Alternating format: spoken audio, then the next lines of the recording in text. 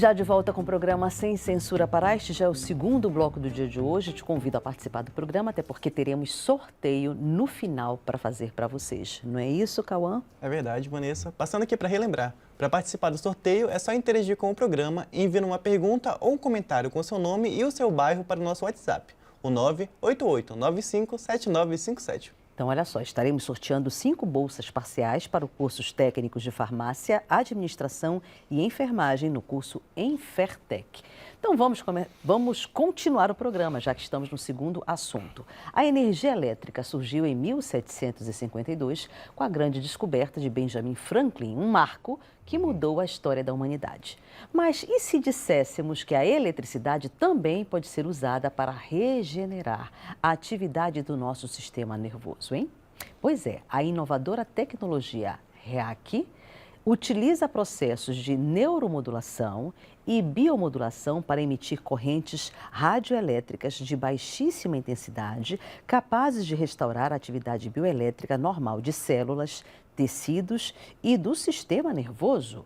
Para explicar como essa tecnologia funciona, seus benefícios clínicos e o impacto que já tem mostrado no Brasil, conversamos agora com o médico e pesquisador, Dr. Alfredo Coelho. Dr. Alfredo, seja bem-vindo ao Sem Vanessa, Censura muito obrigado. Pará. Mate a nossa curiosidade. Por que esse nome REAC? O que é a tecnologia REAC? Pois é, vamos lá. Então, primeiro seria interessante a gente contextualizar, mas já vamos responder essa pergunta. REAC, na verdade, é um acrônimo, é uma sigla, que quer dizer um concentrador de radioeletricidade assimétrica. Agora, sempre que a gente vai explicar o que é essa tecnologia, tá, eu costumo dizer que a gente precisaria exatamente contextualizar. Tá? E você até iniciou a contextualização desde a descoberta da eletricidade. E hoje, né, quando eu digo que o contexto que eu vejo que a gente precisa fazer é até em relação às próprias doenças que a medicina está enfrentando. O nosso conhecimento avançou muito. Nós Sim. temos hoje tecnologias extremamente avançadas. O conhecimento científico permitiu o avanço em cirurgias. A gente conseguiu fazer transplantes, temos hoje cirurgias robóticas, né? Temos inúmeros avanços no campo médico. Ao mesmo tempo, em paralelo, a gente vê o aumento das doenças crônicos degenerativas. A gente está tendo um aumento significativo das desordens do neurodesenvolvimento, como o autismo, o TDAH. Sim.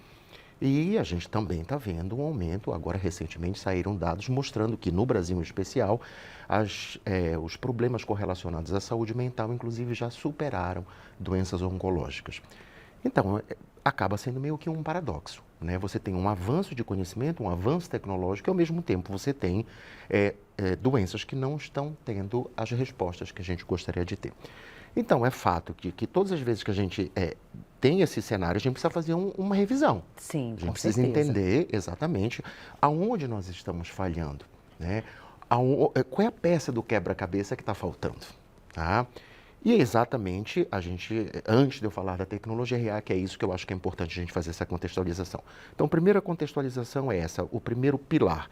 Nós herdamos ainda um conhecimento, né, de uma medicina bioquímica. Né? Para o médico atual, a visão clássica da medicina, nós somos um organismo, um maquinário químico, bioquímico, Ok. né? O que não está, de certa forma, errado, né?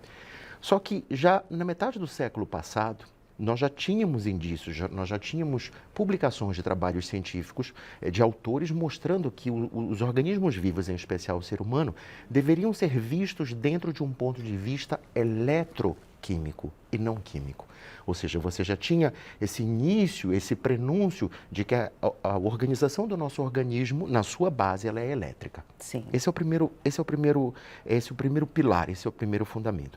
E o segundo é que, infelizmente, por mais que desde culturas antigas, como, por exemplo, os chineses, os gregos, eles venham buscando estudar os fenômenos adaptativos, esse conhecimento sempre acabou sendo restrito a meios acadêmicos, a meios de pesquisa.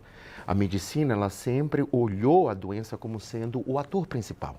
Eu costumo até brincar, que eu digo que, recentemente eu estava participando de uma reunião com um grupo de advogados, e eu até fiz essa brincadeira. Vamos imaginar que o ser humano fosse, por definição, honesto. que não existisse desonestidade. Sim. Será que existiria, né, o magistrado, o advogado? Então, para o médico, a gente pode fazer também essa análise. Se não existisse doença, existiria o médico? Perfeito. Né? Porque a doença é a personagem principal, e não estou dizendo que não é, tá? Sim. Mas a gente acaba sendo a visão sempre muito centrada na doença, tá? Sim. E aí a gente foi deixando de lado os fenômenos adaptativos, que a gente acaba chamando de fenômenos desadaptativos. Então vamos lá, vamos tentar explicar o que é isso, tá? Os seres vivos, eles interagem com o meio ambiente. No nosso caso, a nossa interação com o meio ambiente se dá através do sistema nervoso. É o nosso sistema nervoso quem processa todas as informações vindas do meio ambiente e isso vai gerar respostas, né? Respostas fisiológicas, respostas comportamentais. Sim. Eu estava vendo o bloco anterior e exatamente isso estava sendo discutido. Com certeza. Né? Ou seja, só que você estava discutindo dentro de uma visão mais psicológica, mais comportamental. Se a gente aprofundar um pouquinho mais, a gente vai ver que, na verdade, então, o nosso organismo, através desses circuitos do sistema nervoso, ele permite essa interação com o meio ambiente. Só que quando a gente também reconhece que esse mecanismo de adaptação ou o próprio sistema nervoso em si, ele é extremamente complexo, essa interação, ela comumente produz falhas, ela produz fenômenos desadaptativos. E esse é uma das peças do quebra-cabeça que a gente está precisando, não desvendar, porque ela já foi desvendada, mas Sim. ela está precisando ser mais conhecida. Ok. Então, eu tenho as doenças, eu tenho a entidade doença, mas paralelo à doença, eu tenho fenômenos desadaptativos. Ok. Então, fazendo essa contextualização, é criada a tecnologia REAC. REAC. Então, a tecnologia REAC ela é criada com uma base de conhecimento de que a regulação do nosso organismo é elétrica, Ok. ela fala a linguagem do nosso corpo e ela é criada com o objetivo de você recuperar essas falhas que vão sendo produzidas ao longo da nossa vida. Quando a gente ouve falar elétrica ou corrente de eletricidade, a Sim. gente logo se remete Uhum. a choque. Pois é. Como funciona a tecnologia? Mas vamos lá. REAC? A eletricidade em si, ela, desde os primórdios, inclusive, ela é utilizada até em meios terapêuticos, de Sim. forma totalmente empírica. Se a gente pegar, por exemplo, o ano 15 do primeiro século da era cristã, tá? Por acaso, né, um soldado do imperador romano Tibérios estava andando na praia, pisou num peixe elétrico, tomou uma descarga de cerca de 100 volts, né, e percebeu que nos dias seguintes ele sofria de um quadro semelhante a uma dor, como se fosse uma artrite, um quadro Sim, reumático. Ele percebe que aquelas dores que ele estava sentindo desapareceram. E ele relata isso ao médico do imperador, que na época era o Escribônios Largos, que inclusive faz experimentos e começa a fazer essas tentativas. curioso. Então, se a gente documentado, a gente pode dizer que há mais de 2.000 anos atrás, mesmo sem saber o que seria os Sim, fenômenos sim, com elétricos, certeza. você já vem usando essas ferramentas. De novo, quer dizer que assim a gente vai curar todas as doenças? Não. Ao longo dos séculos, dispositivos foram sendo desenvolvidos, né, de formas de tentar estimular respostas do organismo. 1936, 1938, a gente tem a eletroconvulsoterapia, Sim. que inclusive para vários autores é considerada como se fosse um marco dos tratamentos de neuromodulação, ou seja, Sim. dessa tentativa de você estimular o funcionamento do organismo humano. De lá para frente, a gente vai ter as estimulações elétricas por corrente alternada, por corrente contínua, estimulação magnética transcraniana. Então, a gente tem toda uma linha de tempo dentro da medicina e das ciências, Sim. né, que buscam produzir, através desses estímulos externos, respostas do nosso organismo. Tá bom. Aí a gente chega na tecnologia REAC. Por mais que ela venha de uma linha totalmente independente, a gente pode colocá-la nessa linha de tempo. Sim. Tá? Mas por que eu digo ela vem de uma linha independente? Porque os criadores, os pesquisadores da tecnologia, eles conseguiram desenvolver um mecanismo que, pela sua capacidade, pelo seu mecanismo de ação, ele não oferece um estímulo para o nosso organismo. Esse é o grande diferencial. Tá? Então, quando eles respeitam, digamos, esse nosso funcionamento fisiológico, elétrico, e buscam corrigir, e através dos protocolos, Sim, inclusive, eles entendi. conseguem fazer isso, né? Os diversos trabalhos que vêm sendo publicados ao longo desses anos, ela foi criada em 1985, 87, mais ou menos 1987, a gente está falando aí de cerca de 38 anos que a tecnologia existe. Ela nasce em Florença, ela é criada em Florença, que é a base de pesquisas desse casal de italianos, que é o professor Salvatore e a doutora Vânia. De lá ela se dissemina pela Europa e vai ganhando espaço, digamos, pelo mundo. Aqui no Brasil, oficialmente, ela chega com a publicação do registro da Anvisa em 2015, 10 anos atrás. Pronto. Tá? Então, essa tecnologia, ela não oferece um estímulo. Ela usa campos de baixíssima potência, né? Cada pulso, por exemplo, de um protocolo que é aplicado ao paciente tem uma potência de 0,7 milivolts. É totalmente... Não sente nem um formigamento. Nada. Você não sente absolutamente nada. Porque não é... Os próprios criadores, eles explicam isso. Não é a potência. Por exemplo, na estimulação, na eletroconvulsoterapia, você usava correntes elétricas de alta potência, tanto que as pessoas, inclusive, convulsionavam. Tá? Na tecnologia REAC, não. Na tecnologia REAC, nós estamos usando potências baixíssimas, mas ao invés delas estimularem, a gente pode usar a palavra estimular por recuperar. Então, em outras palavras, a gente pode dizer que essa tecnologia, que vale a pena também a gente aí fazer esse parêntese, porque todas as vezes que a gente fala tecnologia, a gente está precisando explicar o que é uma tecnologia. Sim. Assim como a gente poderia explicar o que é a tecnologia celular. Né? Tecnologia celular seria a transmissão de dados via rádio. Essa é a base. Sim. E em cima dessa base você construiu diversos sistemas operacionais, você conseguiu desenvolver diversos dispositivos móveis, né? Eu tenho sistema iOS, eu tenho sistema Android, né? Eu tenho complexidades que foram sendo incorporadas, mas na base nós temos a transmissão de dados via rádio. Então, quando a gente fala tecnologia REAC, nós estamos aqui discutindo, apresentando uma tecnologia inovadora. Pronto. Essa tecnologia inovadora, então, que tem como base a recuperação do correto funcionamento desses campos elétricos, a linguagem do nosso corpo, ela conta hoje com mais de 70 protocolos médicos. E aí, esses protocolos vão ser divididos em protocolos de neuromodulação e protocolos de biomodulação. Qual a diferença entre um e outro? Vamos lá. É uma questão mais didática. Os protocolos de neuromodulação teriam como objetivo a produção de melhores respostas de um sistema nervoso. E os protocolos de biomodulação seria a parte de regulação, reparação e regeneração. A aplicabilidade de ambos, por exemplo? Vamos lá. Depende do protocolo. Tá? Cada protocolo vai ter uma ação específica. Então, por exemplo, nós temos um protocolo inicial que nós chamamos de otimização neuropostural. Tá? Esse protocolo, inclusive, foi desenhado, ele foi criado para que a gente pudesse fazer a verificação desse contexto, dessa base primordial que a gente acabou de falar. Ou seja, então, quando eu reconheço que o nosso organismo ele tem doenças, mas ele tem falhas, e seria interessante nós corrigirmos essa falha, foi verificado e foi testado, inclusive, uma desses mecanismos desadaptativos, dessas falhas, que se chama dismetria funcional. A dismetria funcional, ela nada mais, nada menos, ela é uma alteração da conectividade, da função do circuito neuromotor. Você pode verificar isso através de ressonâncias magnéticas funcionais. Uma ressonância magnética que você faz só aquela foto, você não tem como verificar essa alteração. Mas numa ressonância magnética funcional, onde você pede para o paciente fazer determinados movimentos e avalia a atividade, o funcionamento do cérebro, você consegue identificar isso. Tanto que as validações e os trabalhos que foram publicados foram feitos em cima dessa metodologia. Para nível clínico, prático, do consultório, de um ambiente de pesquisa rápido, a gente usa um teste que a gente chama teste da dismetria funcional.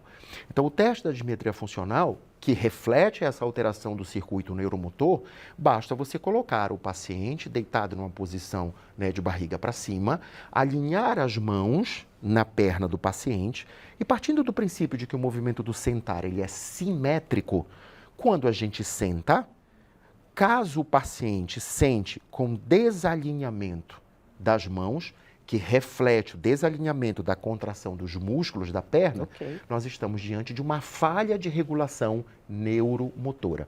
Mais especificamente, nós estamos diante de uma falha de regulação de áreas específicas do cérebro, de uma forma mais específica do cerebelo. Tá? Então, isso é verificável, isso é detectável de uma forma muito simples. Tá? E todas as vezes que a gente vai tratar qualquer paciente pensando em usar a tecnologia REAC, melhor dizendo, pensando em usar algum protocolo da tecnologia REAC, esse procedimento ele é realizado. Identificamos, então, a dismetria funcional, aplicamos esse protocolo, que é não invasivo, usa uma caneta sonda e é aplicado colocando, né, o paciente em contato com o equipamento através de uma sonda, uma caneta sonda, que faz então o disparo desse mecanismo, né? O equipamento ele gera um campo radioelétrico que interage com o campo elétrico do paciente, e essa interação gera o efeito terapêutico, de uma forma muito simples, né? Eu estou tentando resumir, tá? Fazendo essa aplicação, o protocolo em si, a aplicação leva 250 milissegundos, é muito rápida, mas ela é tão eficaz e capaz de corrigir o fenômeno da dismetria, ou seja, capaz de corrigir aquela falha de regulação, que a gente consegue, na sequência, ver a estabilização ou a correção daquela assimetria. O que em si não está querendo dizer que nós estamos corrigindo um problema de falha motora da perna. Não, é isso que a gente precisa entender.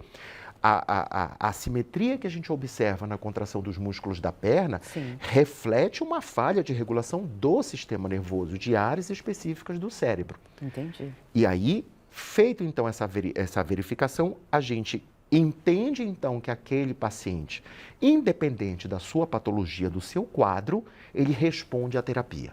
E esse é um diferencial, inclusive, da tecnologia. Tá? Olha que interessante.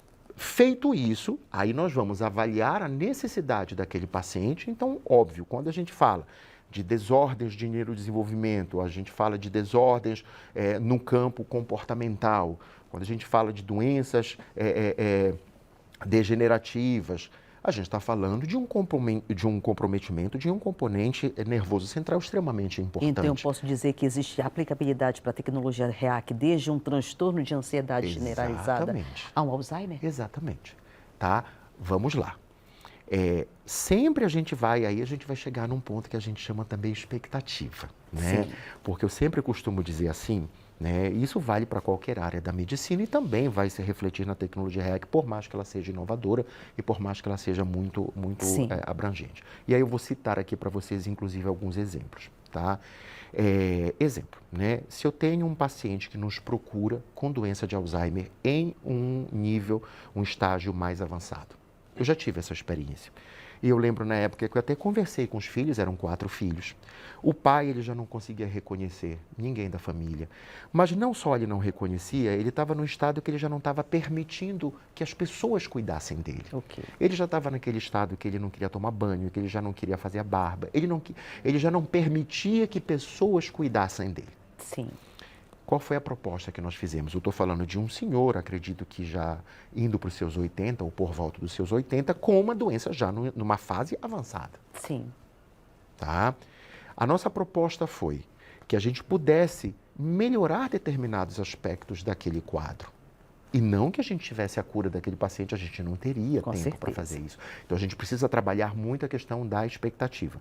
Nesse caso específico que eu estou citando para vocês, esse paciente, nós conseguimos que ele permitisse ser cuidado, que ele voltasse a ser uma pessoa dócil, que ele voltasse a ser uma pessoa, digamos assim, que convivesse com as pessoas, né, em ambientes diversos. Sim. Tá? Ele teve, na época do Covid, foi internado acredito que 2 ou 3 vezes, não precisou ser contido nenhuma das vezes no hospital, tanto que eu lembro que a filha até na época conversava comigo, ela dizia isso: doutor, eu acredito, ele infelizmente veio a falecer por conta do Covid, e eu lembro que quando isso acontecer, ele teve esse desfecho, a filha até me comunicou, ela disse: doutor, eu acredito que a gente conseguiu o que a gente queria, porque meu pai não teve trabalho, ele ficou muito dócil, ele ficou tranquilo, e aquilo realmente que o senhor tinha falado lá atrás.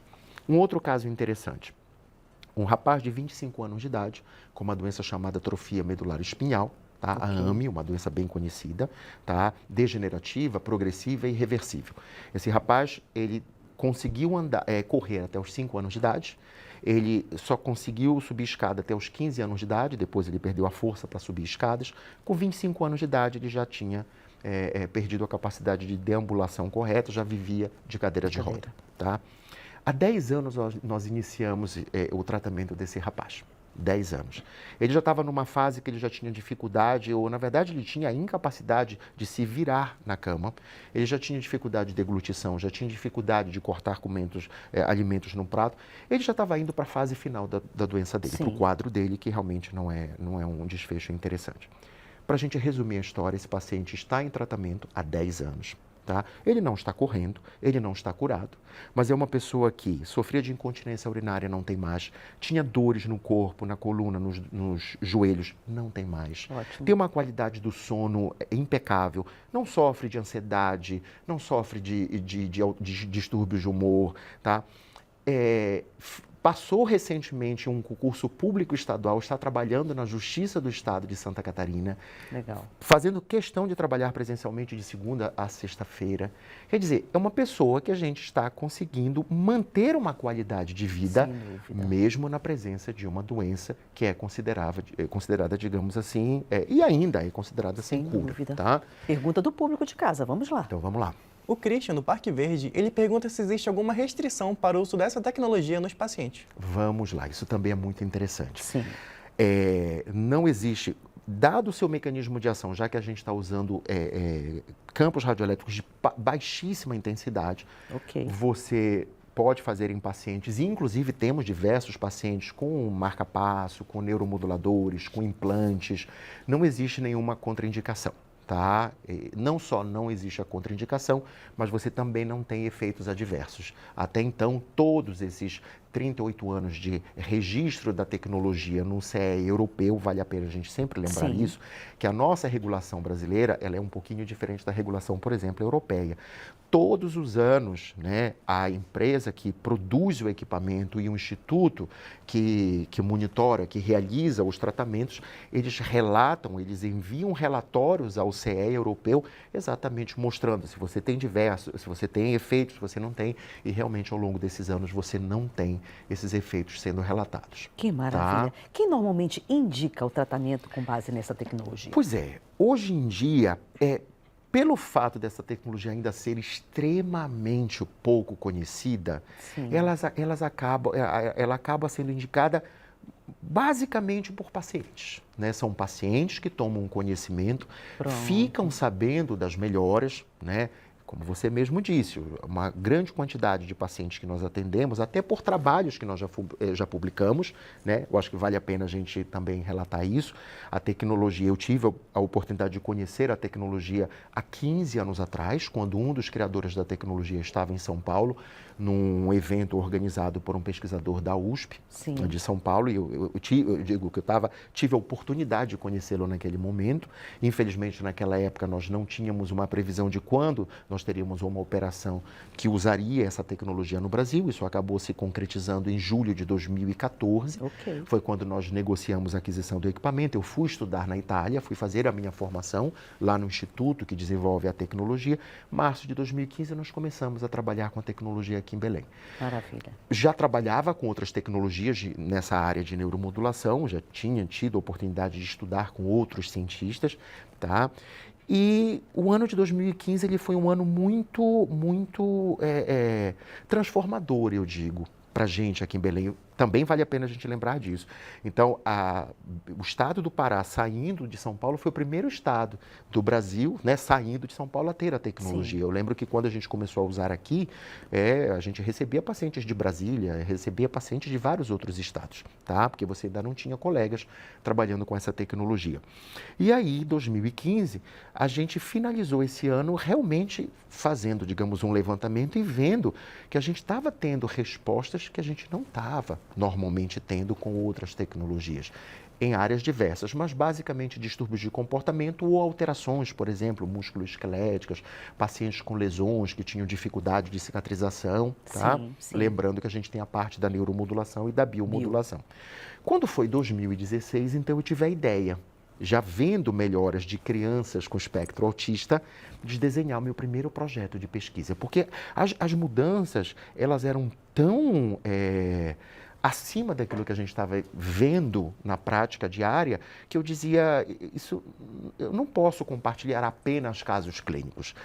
Eu entendi que a minha única saída seria compartilhar isso da forma acadêmica, da forma através da publicação de trabalhos. E então desenhei meu primeiro projeto.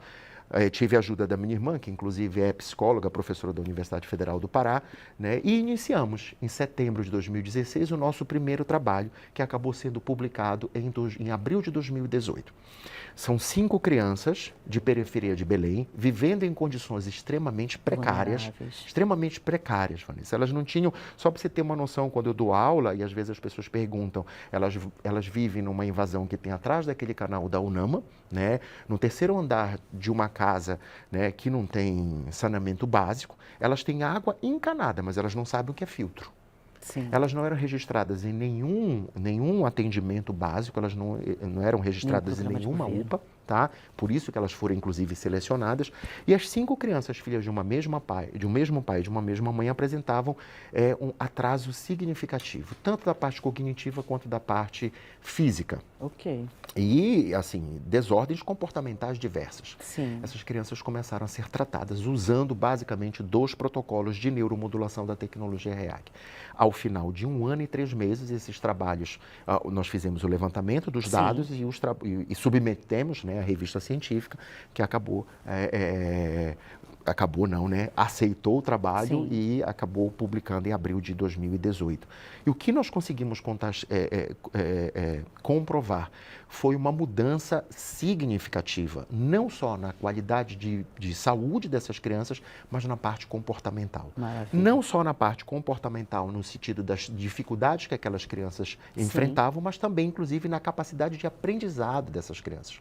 Eram 5 crianças que não tinham capacidade alguma de aprendizado. Na verdade, elas não tinham capacidade de comunicação, elas não se comunicavam, elas não oralizavam o que elas queriam fazer. Entendi. Né? E elas passaram a se comunicar, elas passaram a estudar, elas passaram a querer estudar. Muito bom. É um trabalho realmente assim incrível. Por conta desse trabalho, inclusive, nós já fomos chamados para participar de uma Câmara Setorial Temática na Assembleia Legislativa do Mato Grosso, isso em 2018. Né? A ideia lá dos deputados é que se pudesse explorar melhor essa aplicabilidade em populações nesse contexto. Muito né? bom. Doutor Alfredo, infelizmente o nosso tempo chega ao final. Para a turma que está em casa e deve estar morta de curiosidade com relação a essa tecnologia, tem algum perfil nas redes sociais? Vamos lá. Possam buscar maiores informações? Vamos lá. O meu Instagram profissional é DR, abreviação de doutor, então dr.alfredo Coelho. Agora eu já só faço um alertazinho. Sim. Ele não é um Instagram que ele é voltado à tecnologia, mas ele é voltado para explorar essas bases técnicos científicas que antecedem a tecnologia, porque a gente entende exatamente isso. Muito bom. O nosso objetivo não é apresentar uma tecnologia, a gente precisa compartilhar isso com a sociedade, seja leiga, seja acadêmica, esse conhecimento que muitas das vezes está faltando. Com certeza. E é isso que, com certeza, eu tenho certeza que é diante desse conhecimento que a gente vai conseguir avançar e dar resposta ao aumento dessas doenças, né, que infelizmente estão aumentando a cada ano e em especial agora nesse período pós-pandemia, elas inclusive tiveram um salto. Maravilha. Né? Foi ótimo conversar com o senhor. Muito obrigado. Parabéns muito obrigado pelo desenvolvimento da tecnologia. Obrigado. Voltamos a falar mais vezes, com certeza absoluta. Até mais. Vamos então, gente, a um breve intervalo. Daqui a pouco a gente continua com mais Sem Censura Pará. Até já.